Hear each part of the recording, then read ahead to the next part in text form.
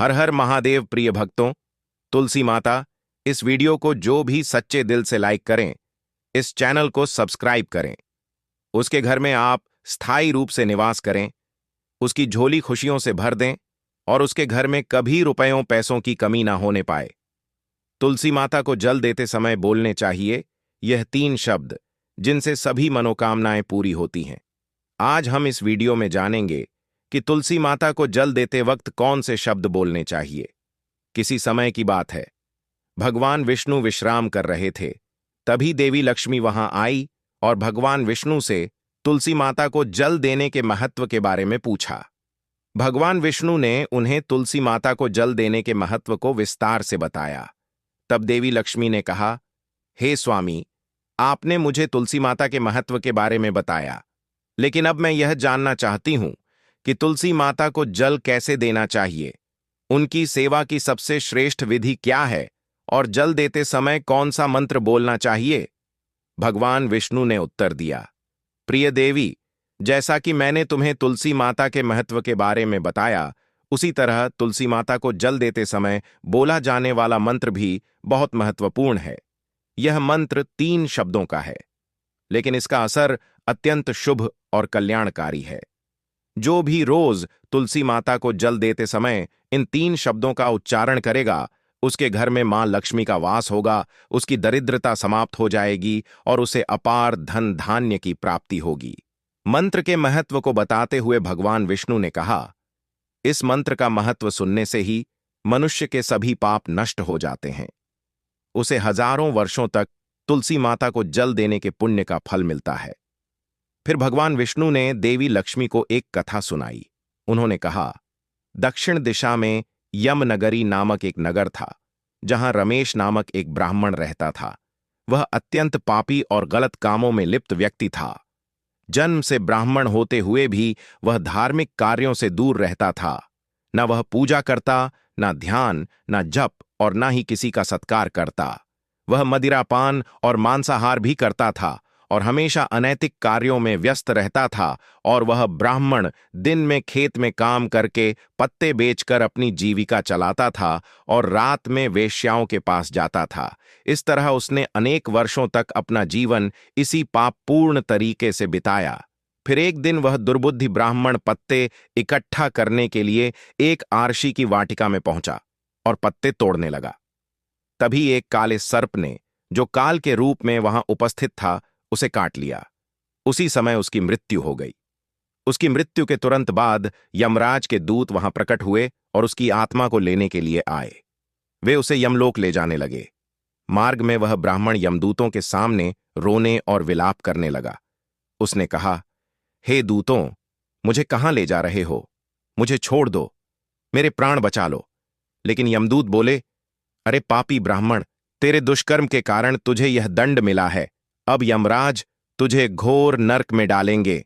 यमलोक पहुंचने पर चित्रगुप्त ने उस ब्राह्मण का पूरा लेखा जोखा प्रस्तुत किया। उन्होंने कहा, हे धर्मराज, इस ब्राह्मण ने अपने पूरे जीवन में केवल पाप किए हैं। इसने कभी कोई पुण्य कार्य नहीं किया। धर्मराज ने दूतों से कहा, हे दूतों, इस घोर पापी ब्राह्मण को नरक में डाल दो।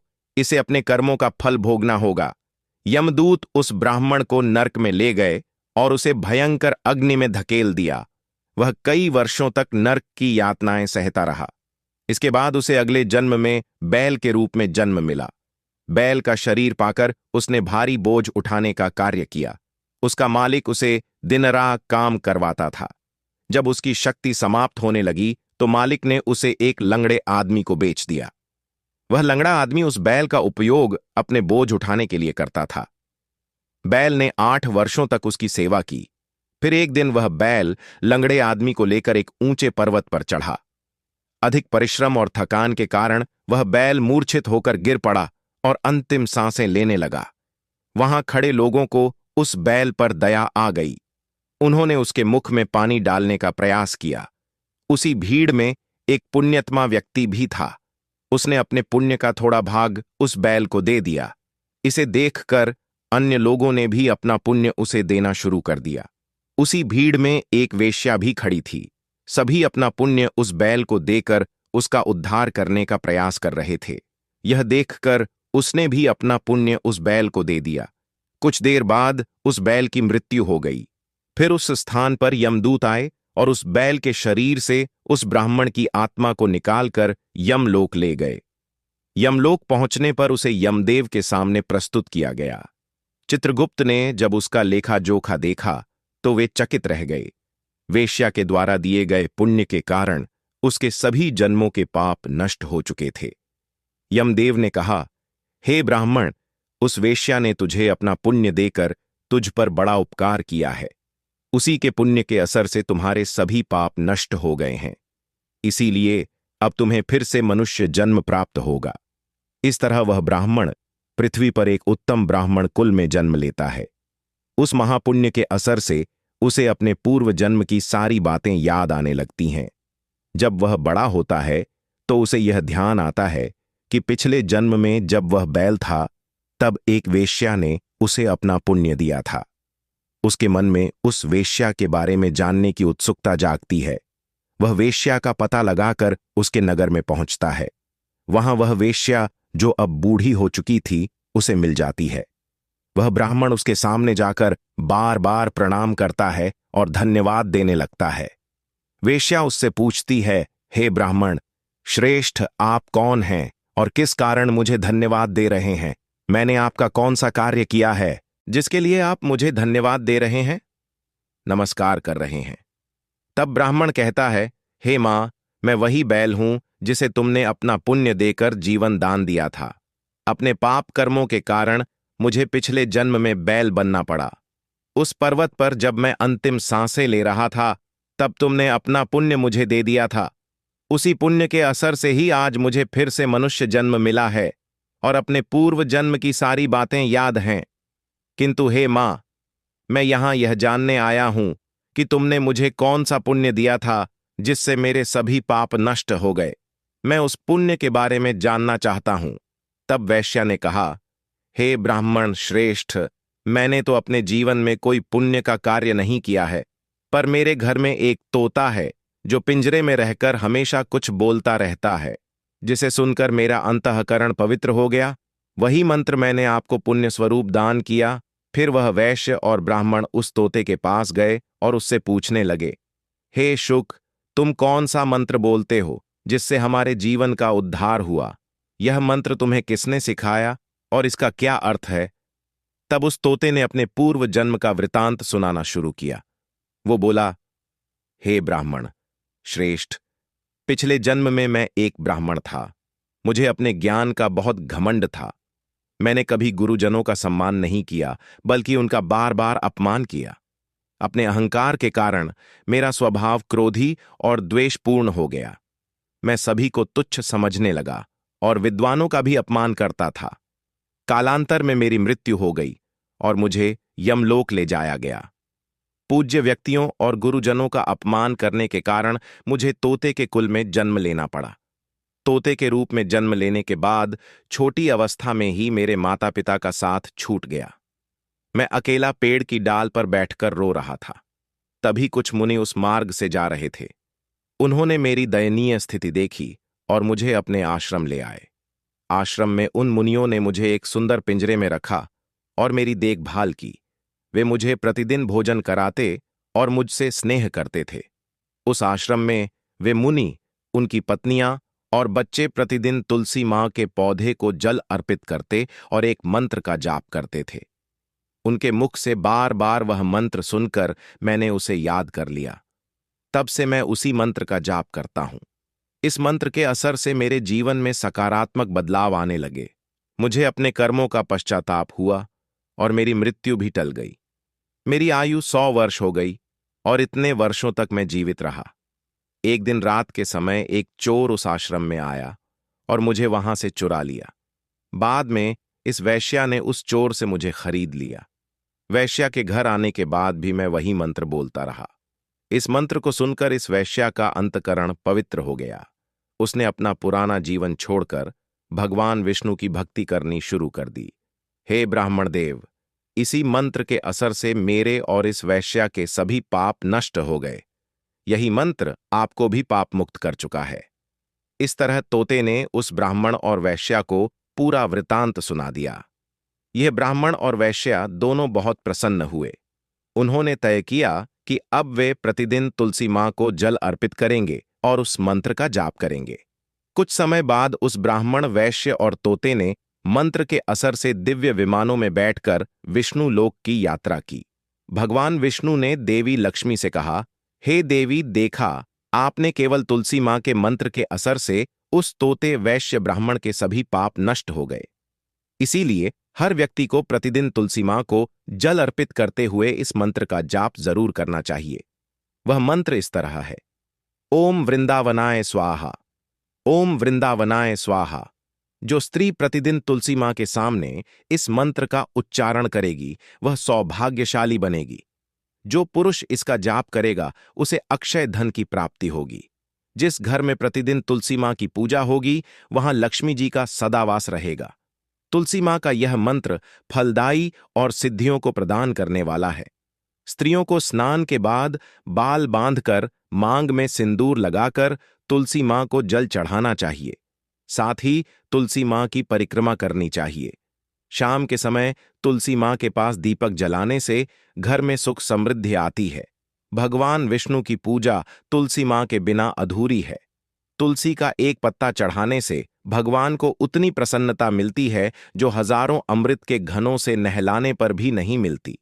जो भी व्यक्ति तुलसी मां का सम्मान करेगा और उनके इस मंत्र का जाप करेगा उसे न केवल इस लोक में बल्कि परलोक में भी शुभ फल प्राप्त होगा। ऐसा फल तुलसी के पत्तों के दान से मिलता है। जो मृत्यु के समय अपने मुख में तुलसी के पत्तों का जल ग्रहण करता है, ऐसा व्यक्ति अपने सभी पापों से मुक्त होकर भगवान विष्णु के धाम जाता है।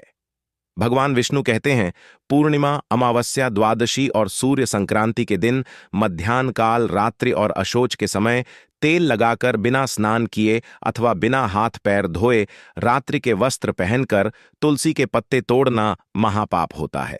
श्राद्ध, व्रत, दान, प्रतिष्ठा और देव पूजा के लिए तोड़े गए तुलसी के पत्ते 3 रात तक पवित्र रहते हैं। तुलसी के पत्तों को बिना नष्ट किए उसके अग्रभाग को तोड़ना चाहिए। तुलसी की मंजरी, जो सभी फूलों से श्रेष्ठ मानी जाती है, उसे तोड़ते समय पत्तियों का होना आवश्यक है। पौधे को बिना हिलाए केवल अग्रभाग को तोड़ना चाहिए ताकि पूजा का फल और बढ़े। तुलसी के पत्तों को कभी नाखून से नहीं तोड़ना चाहिए क्योंकि इससे पाप लगता है। रात्रि के समय तुलसी के पौधे को छूना या उसके पत्ते तोड़ना अशुभ समझा जाता है क्योंकि रात्रि में वे निद्रा अवस्था में होती है। एकादशी को तुलसी के पौध में थोड़ा कच्चा दूध अर्पित करें और इस दौरान ओम नमो भगवते वासुदेवाय नमः मंत्र का जाप करें। तुलसी के पौधे के पास शालिग्राम रखें और तिल चढ़ाएं। शालिग्राम पर तुलसी के पत्ते रखकर चंदन का तिलक करें। अगर कोई महिला मासिक धर्म में है तो तुलसी की पूजा से बचें क्योंकि इस समय तुलसी को छूना पाप होता है जिससे महिला की दुर्गति हो सकती है। भक्तों, इस तरह भगवान विष्णु ने देवी लक्ष्मी को तुलसी के जल देने के मंत्र का महत्व बताया। इस कथा को सुनकर कृपया कमेंट करके बताएं कि आपको यह कथा कैसी लगी। यदि यह जानकारी आपके लिए लाभकारी रही हो तो वीडियो को लाइक जरूर करें। अगर आप भी मां लक्ष्मी को अपने घर में लाना चाहते हैं तो कमेंट बॉक्स में जय मां लक्ष्मी, आपका हमारे घर में स्वागत है। तुलसी की मिट्टी से यह एक उपाय भगवान श्री हरि विष्णु और माता लक्ष्मी जी के आशीर्वाद से जीवन के हर कष्टों से तुरंत मिल जाएगी आपको मुक्ति। आपकी हर मनोकामना होगी पूरी और भक्तों, खुशियों से भर जाएगा आपका घर। बन जाओगे आप करोड़पति। क्योंकि भक्तों, इस बार साल बहुत सारे शुभ योगों का निर्माण हो रहा है जो कि कई वर्षों बाद आया है। इसीलिए भक्तों, इस दिन का महत्व बहुत ही ज्यादा बड़ा होता है और इस दिन आप लोगों को यह तुलसी की मिट्टी वाला उपाय जरूर करना चाहिए जो कि पंडित जी ने अपनी अभी की ही कथा में यहां पर बताया हुआ है। तो भक्तों, इस उपाय को आपको कैसे करना है, कब करना है, कहां पर करना है और उपाय को करते समय आपको किन किन बातों का ध्यान रखना है, यह सारी जानकारी हम आपको इस वीडियो में देंगे। तो चलिए भक्तों, वीडियो में आगे बढ़ते हैं। देखिए, यह दिन इतना खास होता है, इतना महत्वपूर्ण होता है। देखा गया कभी कभी बड़े बड़े पूजा पाठ अनुष्ठान से जो मनोकामना पूर्ण नहीं होती है, वह एक छोटे से उपाय करने से ही आपकी सभी मनोकामना पूर्ण हो जाती है। और बहुत सारे लोगों ने इस उपाय को किया भी है और उनको इस उपाय को करने का फल भी जरूर मिला है। अगर आप लोग भी करना चाहते हैं तो आप इस उपाय को पहले अच्छे से समझ लेना, सुन लेना, उसके बाद करना। आपको इस उपाय का फल जरूर मिलेगा और इस उपाय को करने से आपके घर में चाहे किसी भी तरह की दुख और परेशानी क्यों ना चल रही हो, आपको उसका कारण भी नहीं पता है कि भक्तों यह परेशानी किस कारण से चल रही है, तो उसका कुछ भी कारण हो सकता है। जैसे पितृदोष हो सकता है, शनि दोष हो सकता है, या किसी भी तरह का मंगल दोष भी हो सकता है, और भी बहुत तरह होते हैं, कुछ भी हो सकता है। पर आपको इस उपाय को करने के लिए अपने दोष को पता लगाने की भी जरूरत नहीं है। इस तुलसी की मिट्टी वाला उपाय को आप लोगों को कर लेना है। भक्तों, अब हम समझते हैं इस वाले उपाय को हमें करना किस समय है। तो सबसे पहली बात, भक्तों, हम समझते हैं कि यह तुलसी की मिट्टी वाला उपाय करना किसको है। तो देखिए, यहां पर सीधी सी है कि यह तुलसी की मिट्टी वाला उपाय जो उपाय है, यह किस लिए किया जा रहा है।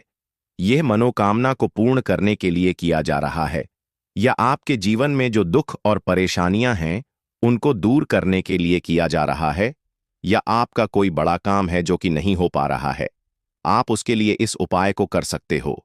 तो सीधी सी बात यह है कि आप अपनी किसी भी तरह की मनोकामना के लिए इस वाले उपाय को कर सकते हो। तो यह उपाय व्यक्ति कर सकता है जिस व्यक्ति को अपनी किसी भी तरह की मनोकामना भगवान शिव जी से पूर्ण करवानी हो। और अगर कोई भी माताएं बहनें जो हैं अपने घर की सुख और शांति के लिए, घर में धन समृद्धि को बढ़ाने के लिए वाला उपाय करना चाहती है, तो घर की जो बड़ी माताएं बहनें होंगी वह इस तुलसी की मिट्टी वाला उपाय को विशेष रूप से करें, क्योंकि माताएं बहनें घर की लक्ष्मी होती हैं, और जब घर की लक्ष्मी कोई विशेष उपाय करती है तो उस फल ही बहुत जल्दी मिल जाता है और बहुत बड़ा होके मिलता है। अन्यथा इस उपाय को कोई भी व्यक्ति कर सकता है, चाहे वह बड़ा हो, चाहे वह छोटा हो, चाहे वह बच्चा हो। जिस व्यक्ति को यह तुलसी की मिट्टी वाला उपाय समझ आ गया, वो व्यक्ति इस तुलसी की मिट्टी वाला उपाय को किसी भी दिन जरूर करे, क्योंकि उसको इस उपाय का फल बहुत ही जल्दी मिल जाएगा, क्योंकि भगवान शिव जी बहुत आसानी से प्रसन्न हो जाते हैं। तो आइए अब हम समझते हैं कि इस तुलसी की मिट्टी वाला उपाय को आपको करना कैसे है, और इस उपाय को करने का जो समय है वो क्या है। तो देखिए, यह तुलसी की मिट्टी वाला जो उपाय है, यह मुख्य रूप से सुबह का समय होगा, प्रातः काल का समय होगा। किस समय होगा? सुबह का समय होगा। आपको कोशिश यही है कि सुबह के समय हम इस तुलसी की मिट्टी वाला जो उपाय को कर लें। पर किसी कारणवश अगर आप सुबह को इस उपाय को ना कर पाओ, आपको कहीं काम से जाना हो या किसी और काम की वजह से आप उपाय को ना कर पाओ, तो आपके पास फिर दूसरा मौका रहेगा जो कि शाम के समय का रहेगा, प्रदोष काल का रहेगा। अब भक्तों, प्रदोष काल का समय भी एक बहुत ही लोगों के मन में प्रश्न बन जाता है कि भक्तों, यह समय होता कब है, कितने बजे से लेकर बजे यह समय होता है, ताकि हमें उपाय के लिए जो है करने का समय पता लग जाए। तो हम आपको बता दें, प्रदोष काल का जो एक समय होता है शाम का, वो होता है शाम के 6 बजे से लेकर शाम के 7 बजे के बीच का। इस समय के बीच में आप उपाय को करेंगे तो आपको उस उपाय का जरूर फल मिलेगा। तो शाम के 6 बजे से लेकर शाम के 7 बजे के बीच में आप लोग इस तुलसी की मिट्टी के दीपक वाला जो उपाय को कर सकते हो। तो बताओ, वीडियो को लाइक करके चैनल को सब्सक्राइब कर लीजिए और कमेंट बॉक्स में हर हर महादेव जरूर लिखे।